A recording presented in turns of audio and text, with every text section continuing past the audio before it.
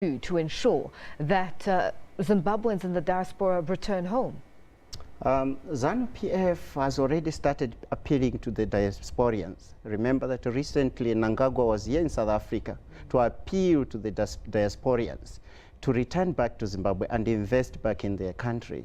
So already ZANU-PF is playing that role. As I said at 7 p.m., this is reminiscent of the Gorbachev era. Remember Mikhail Gorbachev? Yes.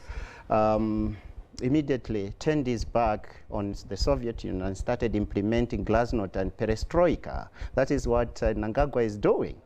Those two policies were responsible for the fall of the Soviet Union. He is opening up Zimbabwe to foreign investors and diasporians. So it is highly likely that Zimbabweans will start returning home. But my worry is Zimbabwe is part of the international governance system.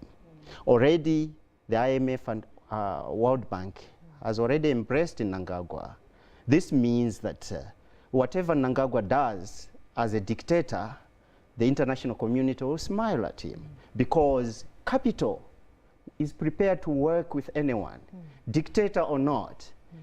Capital is prepared to work with the military juntas around the world as long as they save the capital. Global capital is violent. Global capital is ruthless. Global capital is a bully. It will bully anyone. But is Mnangagwa a dictator, as you call him?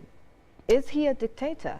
If we look at, if we go back to the Blue Ocean document that was uncovered by Professor Jonathan Moyo in the run-up to the removal of Robert Mugabe, it's clear that he was being prepared to be a dictator. He is on top of the military. He's in charge of the military apparatus.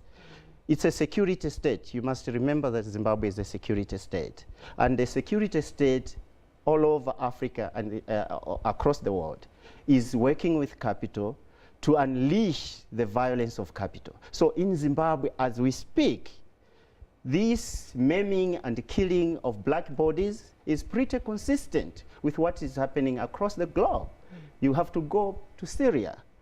You have to come to South Africa, Marikana. This is the violence of capital. Capital doesn't care who you are. If you don't toe the line, you'll be isolated, ostracized, vilified until you toe the line. So Emmerson Mnangagwa has already been embraced by African Union, SADC, the international community. So already he has displaced MDC, because remember MDC came onto the scene to challenge Mugabe's autocratic regime. Tony Blair and George Bush were not fighting ZANU-PF, they were fighting Mugabe. He was the last stumbling block to the total recapture of Africa. Once they removed Mugabe, MDC is rendered redundant. Capital